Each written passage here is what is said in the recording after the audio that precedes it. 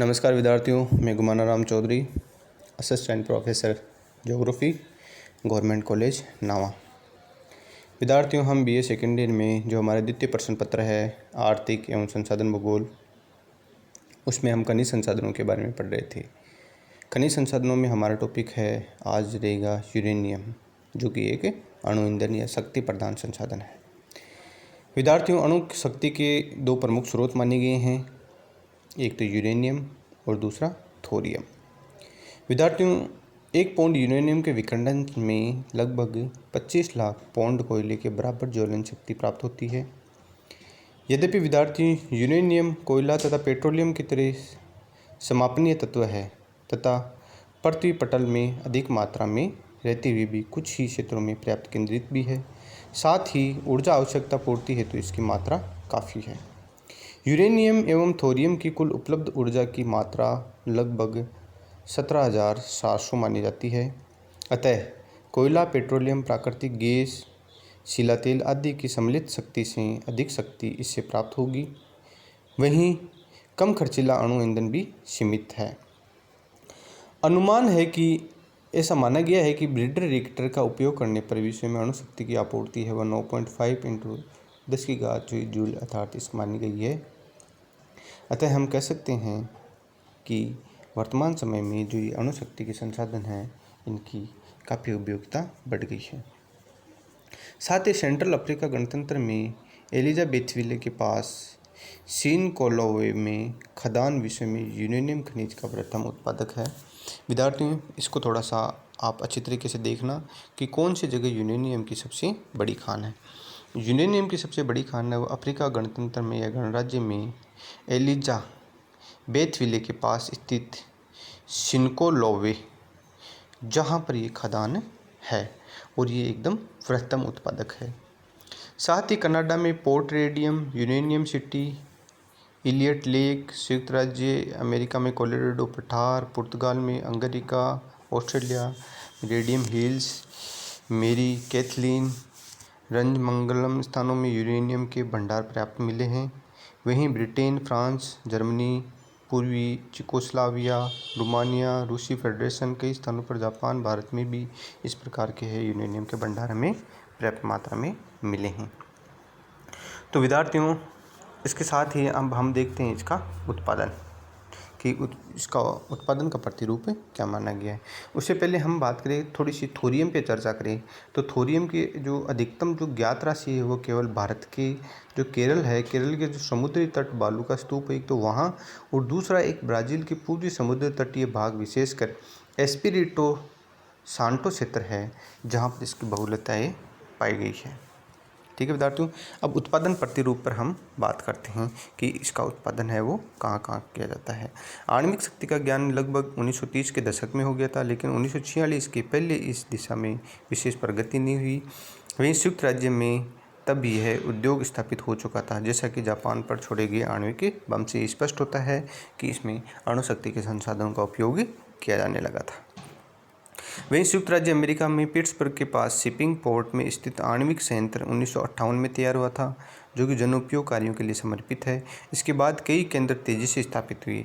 Ohio है, Tennessee है, Colombia घाटी में कई प्रकार के केंद्र है, कैलिफोर्निया है, वाशिंगटन है, आइडाहो है, नेवादा है, न्यू मैक्सिको है, जॉर्जिया है, न्यूयॉर्क है, राज्यों में भी अणुशक्ति के केंद्र स्थापित हुए थे। तो इससे ये हमें ज्ञात हो सकता है कि इसमें है वो काफ़ी बड़ी मात्रा में इसका उपयोग बढ़ा था।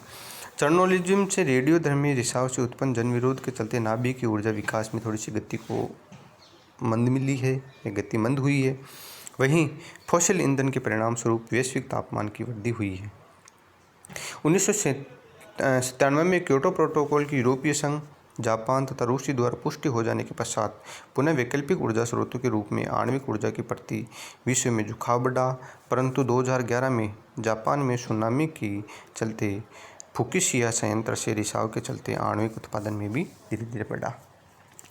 वहीं अब बात करें भारत की, तो भारत में अब आणविक आपूर्ति समूह से आणविक ऊर्जा के उत्पादन हेतु सामग्री साधन है वो प्राप्त करके आणविक ऊर्जा का उत्पादन 2020 तक लगभग 20,000 मेगावाट तक बढ़ाने का प्रयास चल रहा है।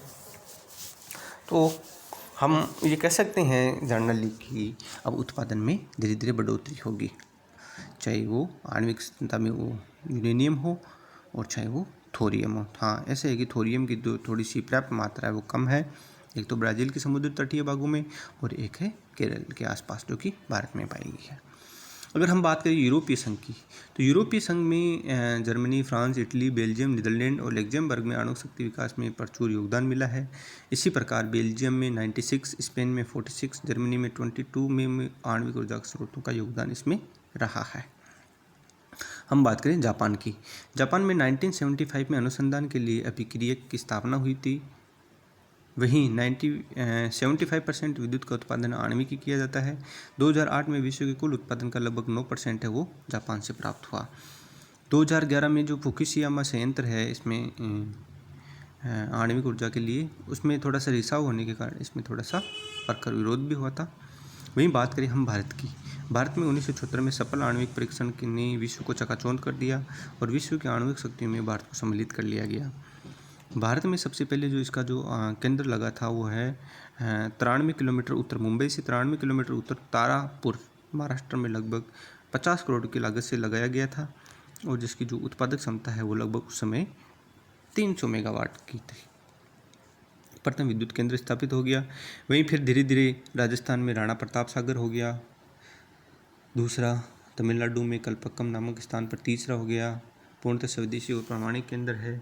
वहीं उसके बाद में उत्तर प्रदेश में नरोरा, गुजरात में काकरापारा, कर्नाटक में केग्गा। भारत में थोरियम प्रचुर मात्रा में पर्याप्त है। अतः हम कह सकते हैं कि भारत की 3 प्रमुख भट्टियाँ कनाडा इंडिया रिएक्टर, अप्सरा और जरीलीना में आइसोटोप का उत्पादन हो रहा है। वहीं 3 नए कारखाने भी धीरे धीरे जैसे मध्य प्रदेश में, गुजरात और महाराष्ट्र में स्थापित किए जा रहे हैं। अभी हाल ही में वर्तमान समय में तमिलनाडु में जो एक जगह है कुंडम कुलन में ईंधन भरने का कार्य प्रारंभ किया गया है। वहीं ये एक अलग ही तरीका का संयंत्र होगा आणविक केंद्र के रूप में। भारत द्वारा आणविक अपसार संधि NRT पर हस्ताक्षर नहीं करने के चलते आणविक ऊर्जा प्रावैधिकी संपन्न देशों ने इसे अणु ऊर्जा उत्पादन तो किसी प्रकार के उपकरण, सामग्री या प्रविधि पर प्रतिबंध लगा दिया गया है। वहीं साथ ही संयुक्त राज्य के साथ समझौते के पश्चात 2010 से अणु आपूर्ति समूह से इसके उपकरण और सामग्री हमें प्राप्त हो रही है। अभी वर्तमान समय की बात करें तो हम महाराष्ट्र के रत्नागिरी जिले में जेतापुरा, गुजरात के भावनगर जनपद में मिठीविडी के नए परमाणु ऊर्जा संयंत्र है वो भारत में लगाए जा रहे हैं। तो विद्यार्थियों, इस प्रकार जो ये भारत में यूरेनियम जो आणविक ऊर्जा संसाधन है इसके जो प्रमुख संयंत्र लगाए गए हैं, इनसे अब धीरे धीरे जो विद्युत ऊर्जा हो चाहे वो अन्य तरह की शक्ति हमें प्राप्त हो, वो इसकी मात्रा धीरे धीरे बढ़ रही है। और भारत में एक टारगेट रखा गया है, भारत में टारगेट रखा गया है कि 2020 तक लगभग 20,000 मेगावाट उत्पादन बढ़ाने का प्रयास किया जाएगा इसमें। तो विद्यार्थियों, ये तो थी हमारी यूरेनियम के बारे में। यूरेनियम के बारे में भारत में जो पहला कई बार विद्यार्थियों इससे संबंधित क्वेश्चन पूछते हैं। तो एक तो ये पूछ लेते हैं कि भारत में प्रथम संयंत्र कहाँ स्थापित किया गया था। तो विद्यार्थियों, प्रथम संयंत्र स्थापित किया गया था तारापुर महाराष्ट्र में। उसके बाद में सेकेंड संयंत्र स्थापित किया गया था राणा प्रताप सागर, और तीसरा इसमें स्थापित किया गया था कलपक्कम तमिलनाडु में। तो ये क्रम के बारे में पूछ सकते हैं कि प्रथम 3 संयंत्र कौन से भारत में लगाए गए थे। तो पहला तारापुर, दूसरा राणा प्रताप सागर और तीसरा है इसमें कलपक्कम। ठीक है विद्यार्थियों, इसके साथ ही हमारा जो यूरेनियम टॉपिक है वो भी कंप्लीट होता है। आने वाली क्लास में हम पढ़ेंगे इसके नेक्स्ट खनिज संसाधन के बारे में।